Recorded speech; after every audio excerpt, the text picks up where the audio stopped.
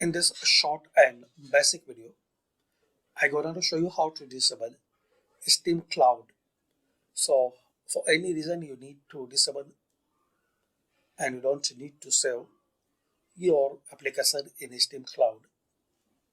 So easy way to disable Steam Cloud. Click on Steam, then here settings.